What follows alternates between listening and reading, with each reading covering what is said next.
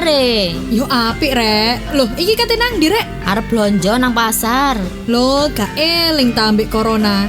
Corona gurung mari lho rek. Alah, Kene tak jelasno. Virus corona iku sing nyebabno kasus infeksi nang sebagian besar negara di dunia, termasuk yo Indonesia. Wajar lah lek awak dhewe iki kuatir terinfeksi atau ketularan virus iki. Soalnya penularannya cepet. lah ya apa maneh? Sayur ambek daging kulo wis entek, gak masak lah an. Loh, nang pasar yo oleh. Sing penting ojo lali 3M. Pertama, biasakno gunakno masker. Kedua, cuci tangan gawe sabun nang banyu sing ngalir selama 20 detik utawa gunakno cairan pembersih tangan atau hand sanitizer. Ketiga, jaga jarak, hindari kerumunan utawa kegiatan sing nglibatno wong akeh. Iya po, sido nang pasar ta?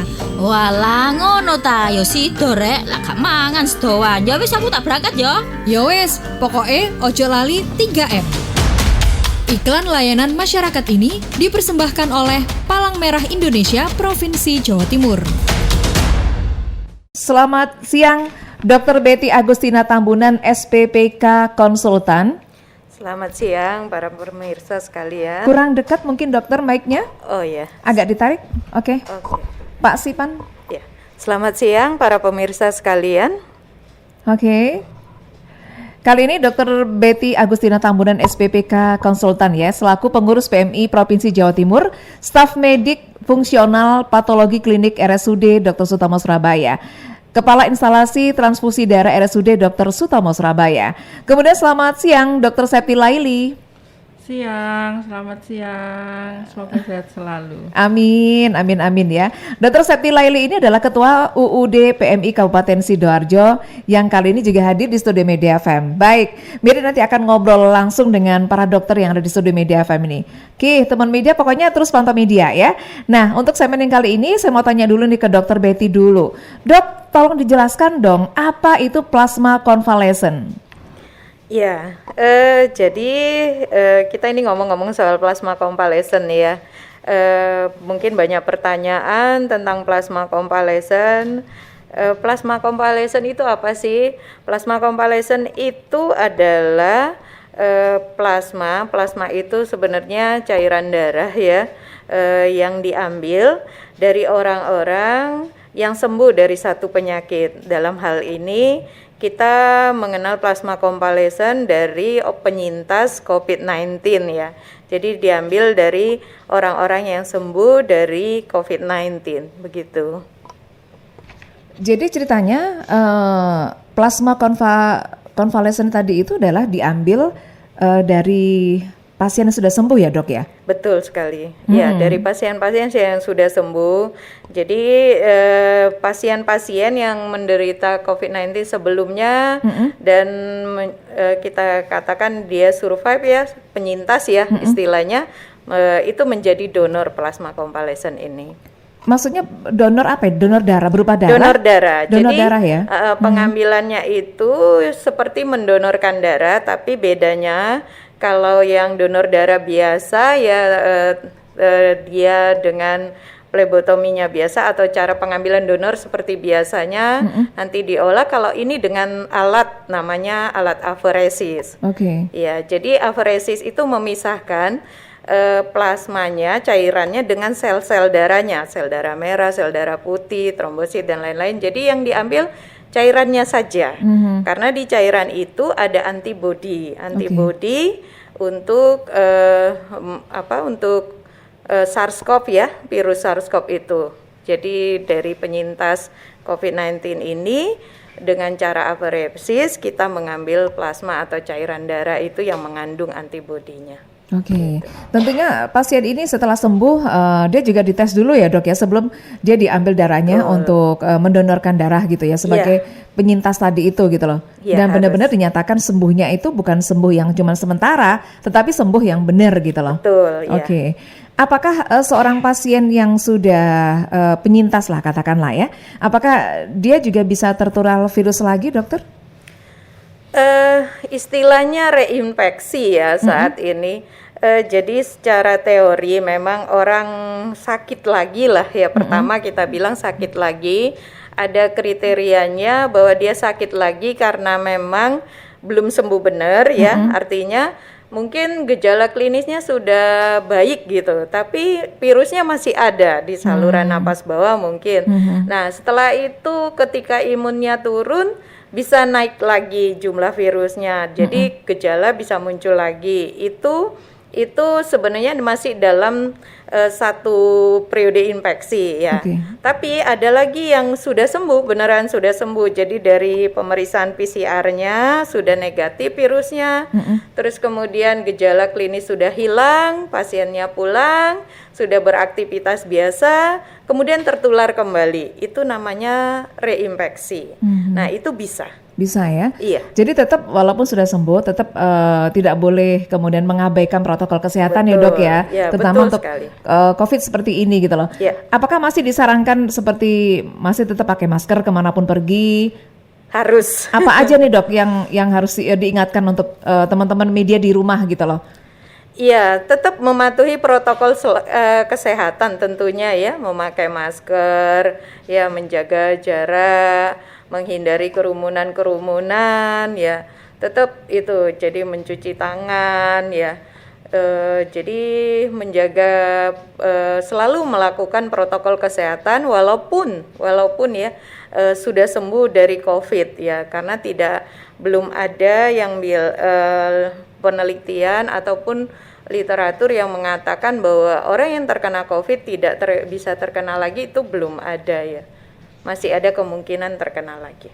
Oke, jadi paham ya teman media. Intinya adalah kita tuh jangan menggampangkan situasi seperti ini gitu loh. Ya. Kayaknya udah pergi deh COVID-nya. Belum, masih ada ini gitu. Masih ada di sekitar kita. Jadi kita tetap sesuai dengan protokol kesehatan. Seperti Mary di sini dengan para dokter di sini nih, dan juga teman-teman dari PMI tetap mematuhi protokol kesehatan, juga masih pakai masker. Saya pun pakai face shield ya teman media ya. Jadi tidak lupa dengan itu gitu loh. Baik. Kemudian bagaimana sih fungsi plasma konvalesen itu sendiri, dokter? Ya, tadi saya sampaikan bahwa cairan darah yang kita ambil itu namanya plasma itu mengandung antibodi. Ya, antibodi itu kita tahu untuk pertahanan tubuh. Jadi antibodi ini namanya antibodi netralisasi. Artinya antibodi itu bisa menghambat virus itu masuk ke dalam tubuh, dengan kata lain seperti itu. Jadi plasma konvalesen itu dikenal sebagai imunisasi pasif atau kekebalan pasif namanya, karena mendapatkan antibodi dari orang yang sudah pernah terkena dan sudah sembuh. Jadi antibodi itu diberikan ke pasien, tujuannya untuk menghambat virusnya, seperti itu. Memang untuk vaksin sendiri kita belum ada ya dokter ya? Vaksin masih dalam proses ya. Masih sangat jauh Kita ini kira-kira ya. ini. Tapi katanya kan, kata pemerintah kan sudah dekat ya, maksudnya yang istilahnya yang kita impor dari luar ya. Kalau vaksinnya merah putih yang punya Indonesia ya masih dalam proses ya dokter ya. Karena yang saya tahu bahwasanya untuk vaksin sendiri kalau seandainya sudah ada di Indonesia itu yang pertama yang ada di garda depan dulu gitu loh, yang diberikan vaksin ya, para dokter dan aparat yang ada di rumah sakit ya. Betul. Kemudian siapa lagi nih dokter? Selain tenaga kesehatan, polisi ya, angkatan tentara yang di garda depan ya. Betul. Terus kemudian petugas-petugas tracing ya, yang langsung menghadapi orang-orang yang yang diduga tertular sebagai gitu, kontak tracing ya, orang-orang itu yang duluan ya. Oke. Mengapa sih dokter plasma konvalesen ini dapat menjadi alternatif pengobatan COVID-19? Ya, saya mau cerita bahwa COVID-19 itu seperti kita ketahui belum ada terapi standar karena ini penyakit baru ya. Jadi berdasarkan kejadian yang sebelumnya, katakan pada SARS sebelumnya, kemudian pada MERS, pada Ebola. Jadi digunakan plasma. Jadi Kalau belum ada obat ya yang terstandar, artinya sudah terbukti hasilnya seperti itu, plasma ini menjadi pilihan gitu. Jadi makanya plasma konvalesen ini dipakai sebagai terapi ya. Dan plasma konvalesen ini kan tadi sifatnya kekebalan pasif tadi. Jadi tidak ada istilahnya kita tidak membuat tapi mengambil dari orang-orang yang memang survive, yang sudah sembuh seperti itu. Harapannya yang diberikan juga nanti kekebalan pasif ini membantu pasien itu untuk menghambat virusnya gitu. Selama ini apakah sudah pernah dilakukan untuk plasma konvalesen ini kepada pasien COVID?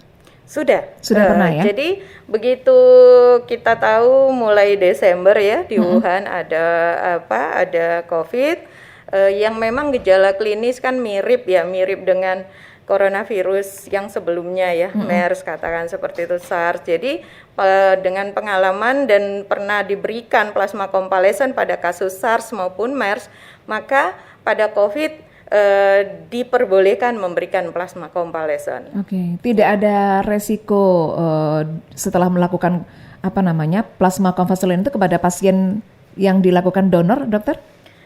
Sebenarnya tetap ada resiko, ya, tetap ada resiko. Kita tahu kalau kita memberikan transfusi darah, ya, ada reaksi transfusi namanya. Nah, hal itu berlaku pada plasma konvalesen ini, tapi reaksi transfusi darah itu kan sangat kecil dan kita sudah melakukan langkah-langkah mutu pada pembuatan plasma konvalesen ini untuk menghindari reaksi transfusi tersebut.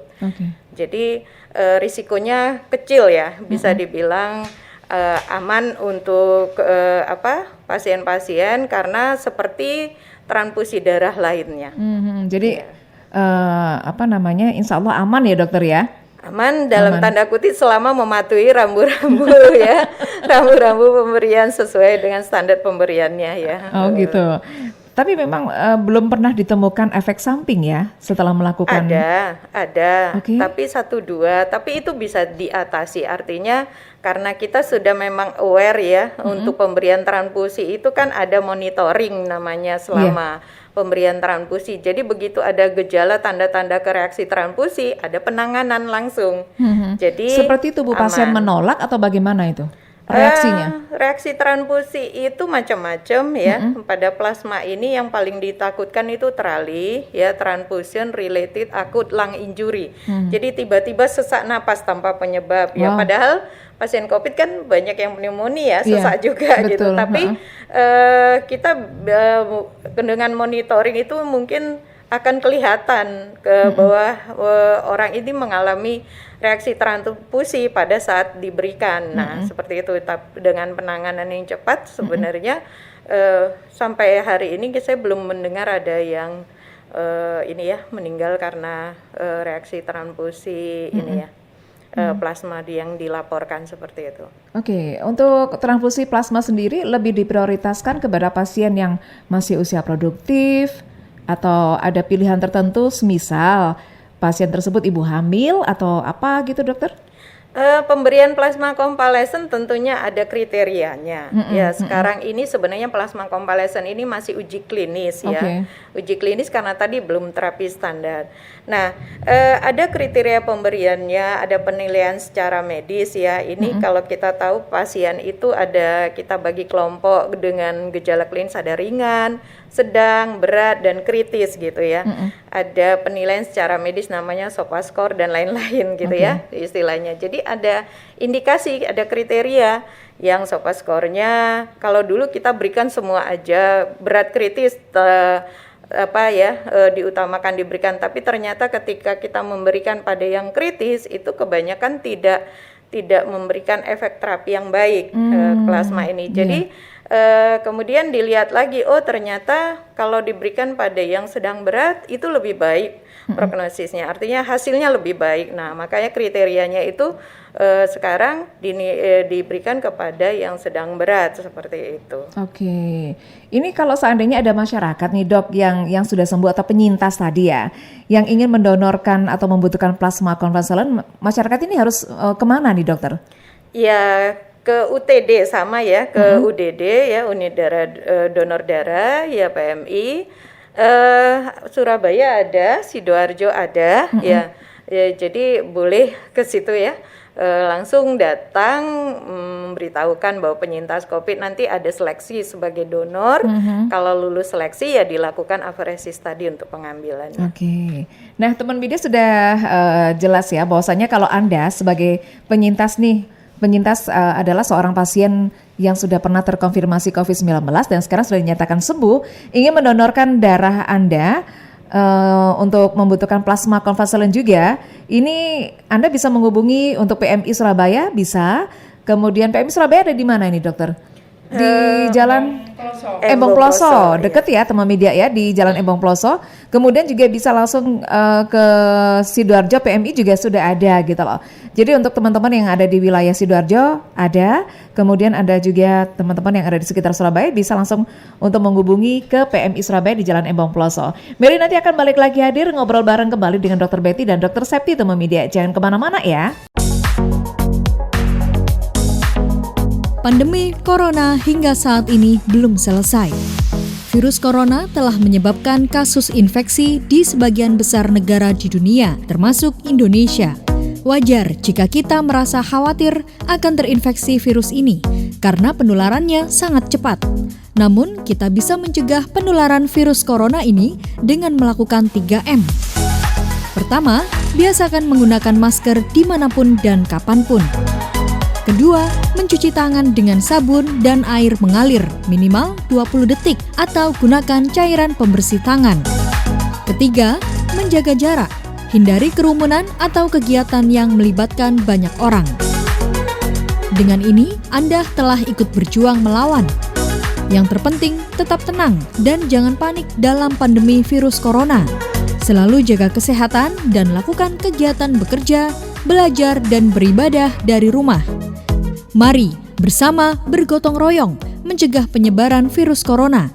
Disiplin diri adalah kunci keberhasilan melawan COVID-19.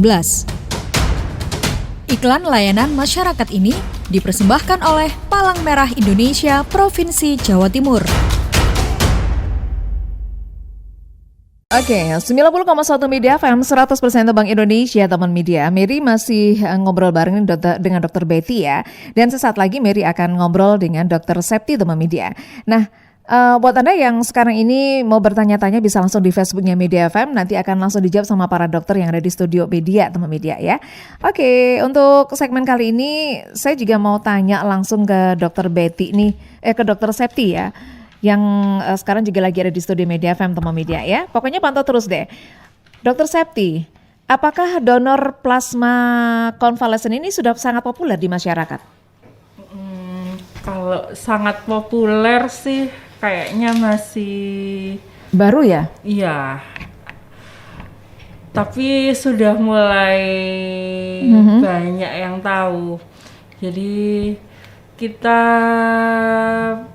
berupaya, kalau di Sidoarjo itu upaya kita memberi edukasi ke penyintas COVID itu, jadi di tempat-tempat isolasi, di rumah sakit rujukan itu kita kasih banner, kita pasang banner, kita kasih pamflet, jadi kita kasih selebaran, kita edukasi ke perawat dan dokter-dokter yang merawat. Nanti kalau pasien yang sudah dinyatakan sembuh boleh pulang, tolong diedukasi, dikasih pamfletnya, selebaran itu. Jadi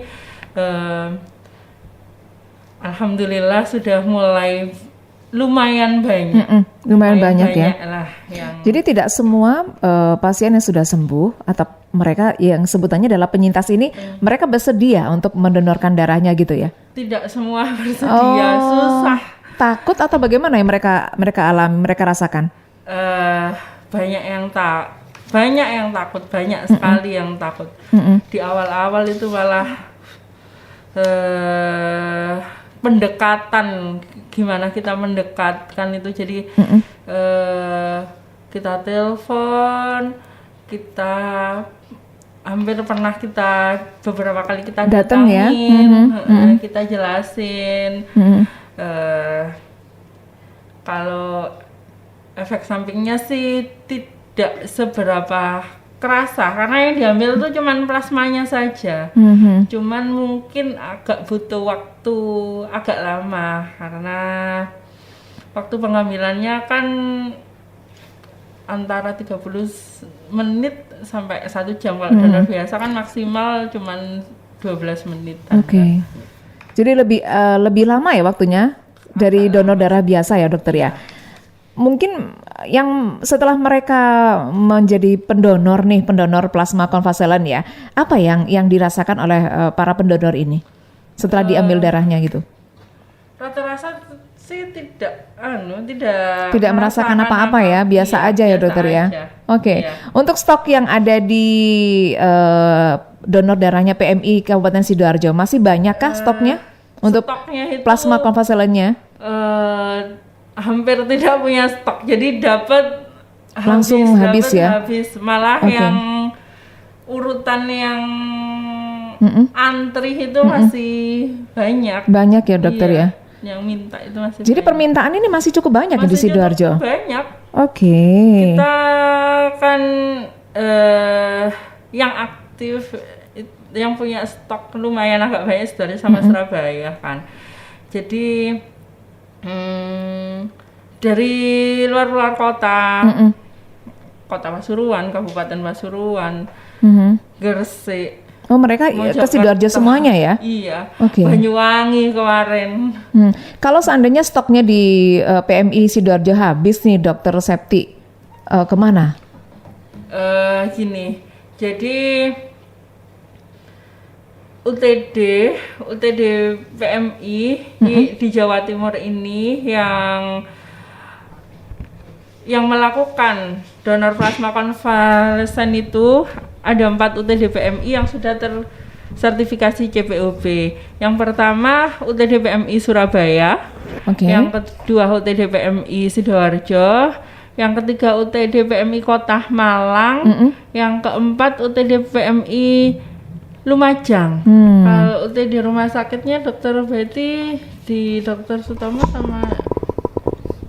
Iya, di Dokter Sutomo juga kita menyediakan plasma konvalesen. Oke. Tapi memang karena kita juga rumah sakit rujukan utama ya COVID, jadi pasien-pasien kita juga butuh, jadi kita prioritaskan pasien kita.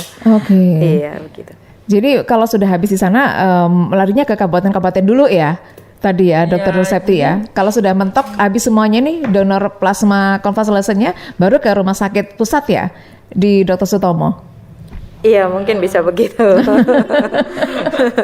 Ini mungkin diharapkan buat para penyintas nih, mudah-mudahan aja kalau yang lagi dengarkan Media FM, please Anda adalah salah satu penyelamat bagi yang lain. Kalau Anda juga berkenan untuk membukakan pintu hati Anda untuk mendonorkan plasma konvalesen ya untuk para pasien COVID yang lain gitu loh. Ini sangat bermanfaat sekali gitu untuk bisa membantu mereka ya, betul loh.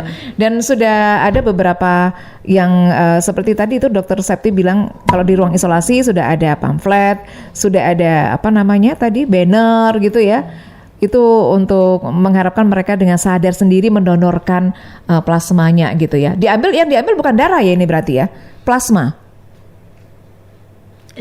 Plasma itu. Iya, plasma itu adalah cairan darah kan. Kalau darah itu ada sel, ada cairannya kan ya. Kan nggak mungkin sel doang. Jadi ada sel darah merah, sel darah putih, ada trombosit ya. Nah, dan ada cairannya ini namanya plasma. Nah, jadi proses aferesis itu diambil darahnya itu dialirkan ke mesin aferesis. Kemudian di mesin aferesis itu dipilih nih yang cairan yang diambil, yang sel dikembalikan ke tubuh donornya lagi, seperti itu. Oke, terima kasih Dokter Betty ya. Nah, sebagai informasi kepada masyarakat, berapakah harga satu kantong plasma konvalesen? Nah, ini Dokter Septi jawab nih. Silakan Dokter Septi. Kalau di kami di PMI sudah ada edaran dari pusat, dari PMI pusat, harga per kantongnya itu 2 juta. Itu 2 juta untuk satu pasien ya dokter ya? Satu kantong. Satu kantong itu ya? Iya. Oke, baik. Satu pasien itu satu pasien. 2 kantong. Iya. Satu pasien jadi 2 kantong. Butuhnya 2 kantong. Butuhnya 2 kantong. Oke deh. Kantong 200 cc itu 2 juta. Jadi kalau butuh 400 Agak cc. ke Satu kantong itu kan isinya 200 cc plasma. iya. Itu harganya 2 juta. Kalau satu pasien yang dokter Betty bilang rata-rata butuhnya 2 kantong. 400 cc, berarti kan dia butuhnya 2 kantong. Jadi kalau 2 kantong dia butuh berarti 2 kali 2 juta, 4 juta. 4 juta ya. Ini loh teman media, sehat itu mahal ya. Iya, Jadi Iya. betul sekali. sehat itu mahal teman media. Jadi makanya apalagi sakit ya kan. Apalagi sakit. Aduh, udah deh sembuh-sembuh aja deh semuanya. Mari sama-sama kita menjaga kesehatan kita ya teman media ya. Dengan cara apa? Mari kita mematuhi protokol kesehatan COVID yang sekarang ini benar-benar harus kita jalankan ya. Kita beralih ke Facebook Media FM ya Dr. Betty dan Dr. Septi. Ada beberapa pertanyaan dari teman media nih. Dari Mbak Sismawanti. Assalamualaikum, selamat siang. Yang ingin saya tanyakan, perawatan khusus apakah yang harus dilakukan bagi yang sudah terpapar untuk mengatasi atau untuk meredakan virus corona? Iya, untuk Mbak Sri Sumawanti ya, perawatan khusus untuk COVID itu memang sebenarnya tergantung gejala tentunya ya. Kalau pasien di rumah sakit tentunya ada terapi khusus ya. Tergantung gejalanya juga di rumah sakit kan mulai yang dari ringan sampai yang berat dan kritis ya. Tapi kalau yang ditanya secara umum baik itu ringan ya, biasanya yang isolasi mandiri tentunya yang ringan ya. Secara umum sebenarnya terapi itu pastinya meningkatkan imunitas, kekebalan ya. Dan di samping ada obat-obatan yang dibutuhkan tergantung klinis ya. Klinis pasiennya dia butuh apa, itu obat-obatan penambahnya. Nah, bagaimana kita meningkatkan kekebalan ini ya? Tentunya kalau kita mungkin browsing di sosmed gitu ya, atau mendengarkan ceramah atau sosialisasi tentang COVID ini untuk meningkatkan imun itu ya bisa ditingkatkan dengan konsumsi vitamin ya, kemudian konsumsi makanan yang sehat, olahraga, senam gitu ya. Terus kemudian istirahat yang cukup, berjemur, itu dikatakan memang meningkatkan, terbukti memang meningkatkan imun, meningkatkan kondisi fisik ya, yang terkena COVID gitu. Di sampingnya tadi saya sebutkan kalau ya di rumah sakit tentunya tergantung gejala, katakanlah batuk ya tentunya butuh terapi obat batuk dan yang lainnya gitu ya. Kemudian ada yang dengan klinis diare ya tentunya obat-obat untuk diare. Jadi itu sih kalau untuk antivirus diberikan memang pada kondisi-kondisi yang di rumah sakit tentunya, tidak diberikan pada yang isolasi mandiri. Oke. Seperti itu. Kalau isolasi mandiri berarti mereka obat-obatannya nggak disuplai dari pihak puskesmas atau klinik terdekat, dokter? Iya, jadi ya kita tahu kan bahwa yang isolasi mandiri dianggap kan bisa mengatasi sendiri ya, mampu ya, walaupun memang kan ada kampung tangguh seperti itu ya, ada terus ada puskesmas sebenarnya yang petugasnya yang memang datang juga untuk melihat pasien yang isolasi seperti itu, tapi memang secara rutin tidak ada obat-obatan khusus yang diberikan oleh puskesmas. Jadi ya paling berupa vitamin saja ya. Nah, kalau memang ada dilihat tadi gejala, misalnya ada batuk-batuk ringan, kemudian diare, dari puskesmas bisa memberikan obat. Tapi secara umum yang tadi saya sebutkan bisa diusahakan sendiri ya. Oke. Baik, terima kasih untuk Dr. Betty penjelasannya. Untuk Mbak Sismawanti juga terima kasih pertanyaannya. Kita nanti lanjut ya untuk membacakan pertanyaan-pertanyaan Anda di Facebook Media FM. Dan jangan kemana-kemana dulu teman media. Pokoknya tetap aja pantengin Media FM. Oh, ini kisah sedihku. 90,1 Media FM. Media 90,1 FM, bagian dari Suzzana Radio Network. Suzzana Radio Network, jaringan radio siaran terbesar di Jawa Timur yang mengcover 50% market dengan 4 juta pendengar. 4 juta pendengar, nomor 1 di Surabaya. 90,1 Media FM, 100% Tembang Indonesia. Oke, 90,1 Media FM 100% Tembang Indonesia. Masih kembali lagi bersama Mary dan juga para narasumber kita yang ada di studio Media FM ya. Yang kali ini masih ada Dr. Betty dan juga ada Dr. Septi ya, teman media, membagikan informasi yang akurat tentang plasma konvalesen. Nah, sekarang kita akan beralih kembali untuk menjawab pertanyaan Anda yang ada di Facebook Media FM. Terima kasih loh, termasuk pendengarnya Media FM ini benar-benar ingin taunya dan juga sadar tentang kesehatan itu sangat luar biasa ya. Oke, sebentar saya refresh lagi nih untuk Facebooknya Media FM, teman media. Harus sabar dulu nih. Alhamdulillah hujannya sudah reda ya dokter ya. Iya. Jadi tidak mengganggu semua aktivitas teman-teman yang ada di luaran sana. Baik, kita langsung aja membaca pertanyaan yang kedua dari Mas Arman nih. Mau tanya-tanya dikit nih dok, apa kualitas alat untuk mensterilkan plasma itu sendiri sudah pasti bisa terjamin aman? Soalnya susunan molekul pada darah tiap orang itu kan berbeda-beda dokter.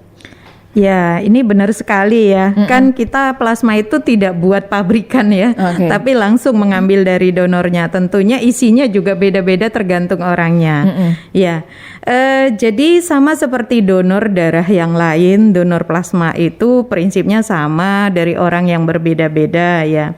Nah, perlu diketahui bahwa darah itu pastinya steril yang kita berikan. Kemudian donor plasma sendiri mengikuti juga aturan-aturan yang donor darah biasa. Ya, sama seperti pemberian darah yang untuk eritrosit gitu ya. Misalnya dia butuh darah, ya seperti itu sama. Jadi kalau dikatakan apakah alatnya itu dijaga kualitasnya, tentu pastinya iya. Sangat iya dong. Ya, betul. Kita ada standar mutunya ya, standar mutu untuk memproduksi plasma tersebut.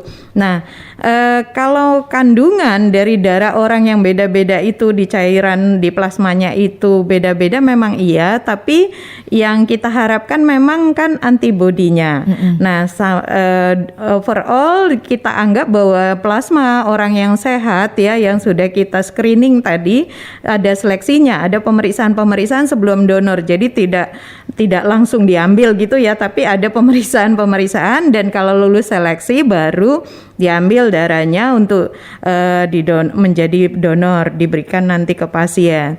Nah, jadi dengan prinsip-prinsip itu kita mengatakan bahwa kalau orang itu dianggap sehat sebagai donor, walaupun dia baru sembuh dari COVID, nah itu kita anggap bahwa dia tidak akan menularkan penyakit ataupun menyebabkan hal-hal yang buruk pada pasiennya. Jadi ya, keamanannya dijaga seperti itu. Oke, terima kasih Dr. Betty penjelasannya. Mas Arman juga terima kasih pertanyaannya ya.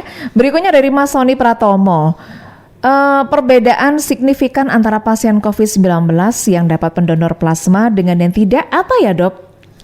Ya, kalau perbedaan sebenarnya kita tidak melihat secara langsung ya, ketika ditransfusi plasma langsung berubah gitu tidak ya.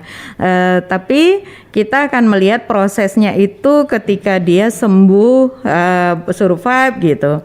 Tapi memang ini masih uji klinis ya, tidak semuanya yang diberikan plasma itu hasilnya baik. Mungkin bukan karena plasmanya, tapi karena penyakitnya ya. Jadi pemberian kekebalan tadi, kekebalan pasif itu mungkin juga kalau dia sudah ini ya kritis dan tubuhnya sudah mengalami komplikasi-komplikasi yang menyerang organ-organ, mungkin diberikan plasma juga, perbaikan organ itu tidak signifikan dan mungkin juga kita tidak hasilnya pasien mungkin tidak sembuh, bisa juga terjadi seperti itu. Oke.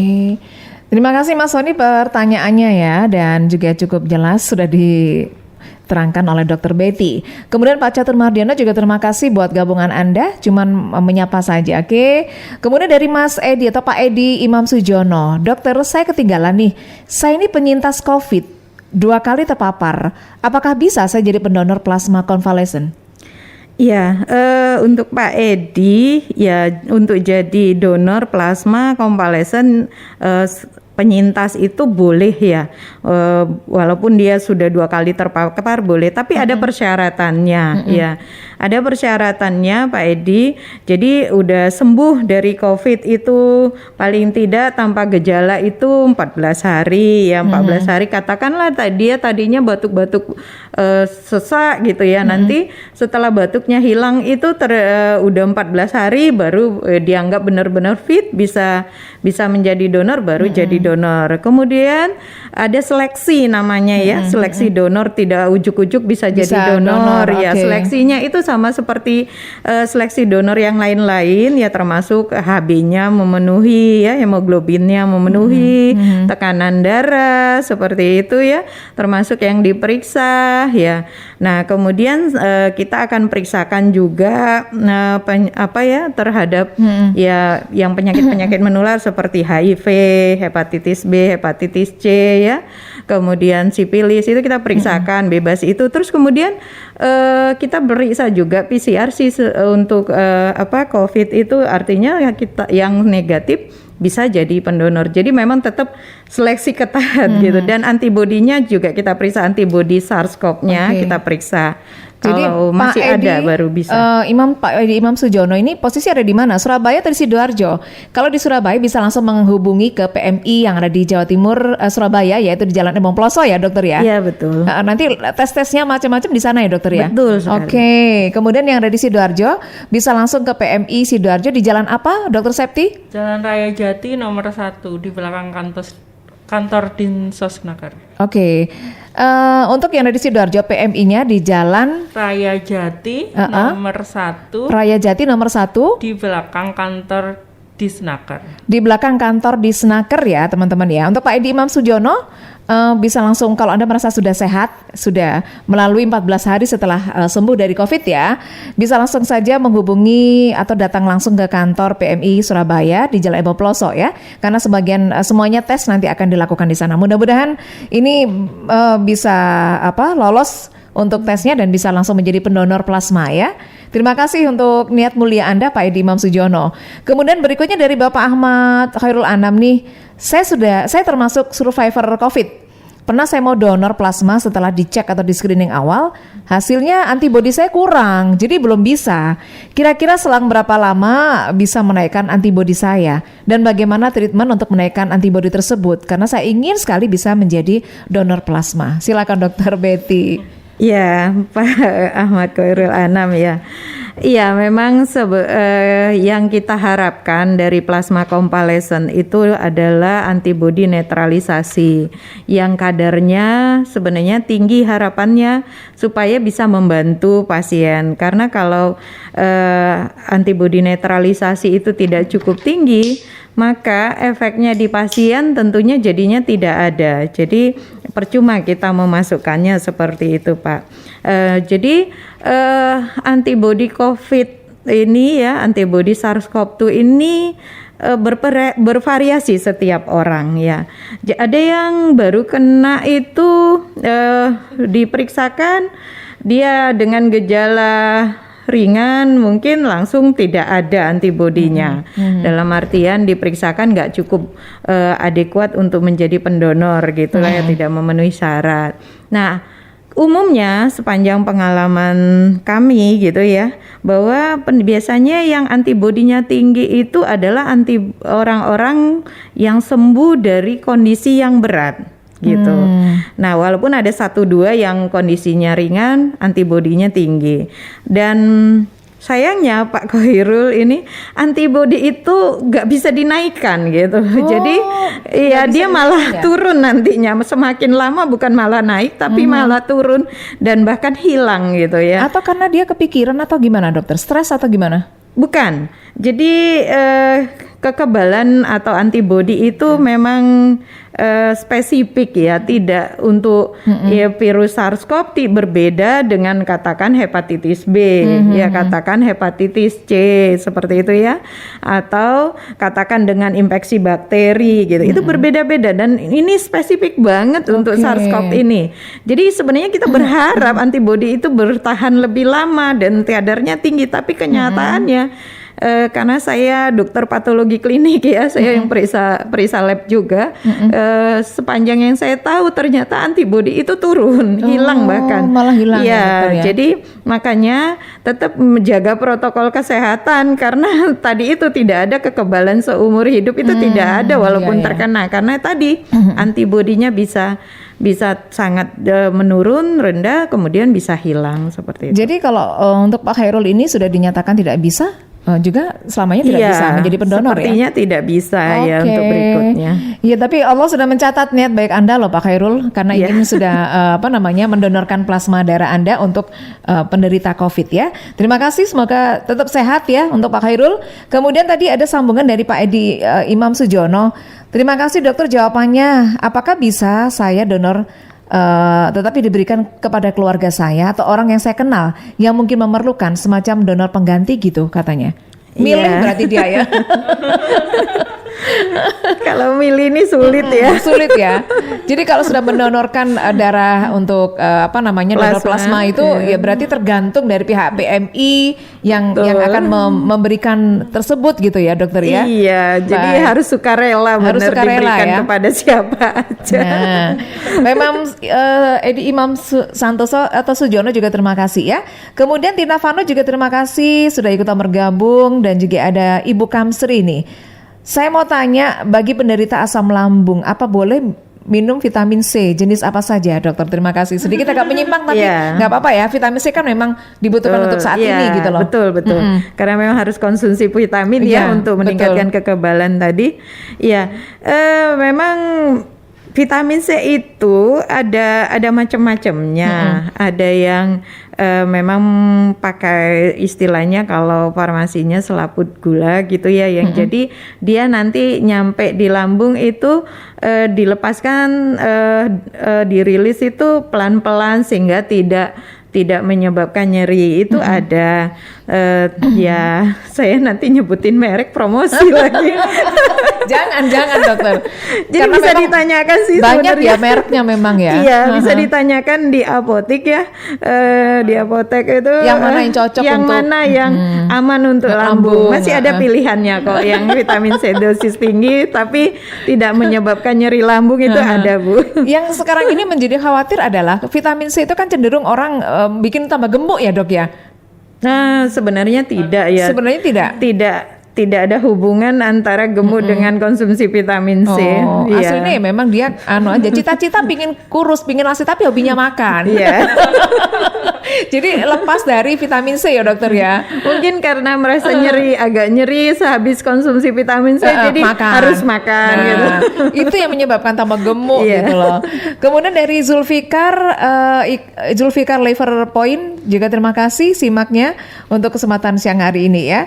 Dokter Betty dan juga Dokter Septi, nggak terasa loh waktunya udah mepet, kita ngobrol tentang masalah ini. Ternyata juga sangat berguna, bermanfaat buat kita semuanya ya dokter ya. Iya. Oke, bisa disampaikan untuk pesan-pesannya terhadap teman-teman media? Ya teman-teman media sekalian, ya pesannya masih sama, jaga protokol kesehatan karena kita tidak tahu kapan COVID ini berakhir ya. Harapannya kalau kita menjaga protokol kesehatan, kasus turun atau harapannya bisa hilang ya. Kita bisa sehat semua, bisa kembali beraktivitas seperti biasanya ya. Kemudian kita bisa melakukan pekerjaan, menikmati mungkin liburan ya dengan kondisi yang tidak seperti ini. Jadi ya kembali tetap menjaga diri, jaga protokol kesehatan. Ya itu aja mungkin. Oke. Kemudian Dokter Septi, apa yang disampaikan untuk teman media? Saya nambahin saja. Teman media yang penyintas COVID, karena stok plasma konvalesen di UTD itu sangat menipis. Mari bagi yang sudah sembuh 14 hari tanpa gejala datang ke UTD untuk mendonorkan plasma. Oke, terima kasih Dr. Septi dan juga terima kasih Dr. Betty buat kehadirannya siang hari ini dan semoga bermanfaat buat kita semuanya teman media ya. Kita sudahin dulu untuk talkshow kita bersama dengan PMI Jawa Timur ya, yang hari ini menghadirkan narasumbernya Dr. Betty dan juga Dr. Septi. Kita ketemu lagi kapan-kapan teman media. Ingat ya, selalu jaga kesehatan. Mary masih bersama Anda, tapi nanti jam 1 siang. Ya apa kabare? Yo apik rek. Loh, iki kate nang ndi rek? Arep blonjo nang pasar. Loh, gak eling ta ambek corona. Corona gurung mari lho rek. Alah, Kene tak jelasno. Virus corona iku sing nyebabno kasus infeksi nang sebagian besar negara di dunia, termasuk yo Indonesia. Wajar lah lek awak dhewe iki kuatir terinfeksi atau ketularan virus iki. Soalnya penularannya cepet. lah ya apa maneh? Sayur ambek daging kulo wis entek, gak masak lah an. Loh, nang pasar yo oleh. Sing penting ojo lali 3M.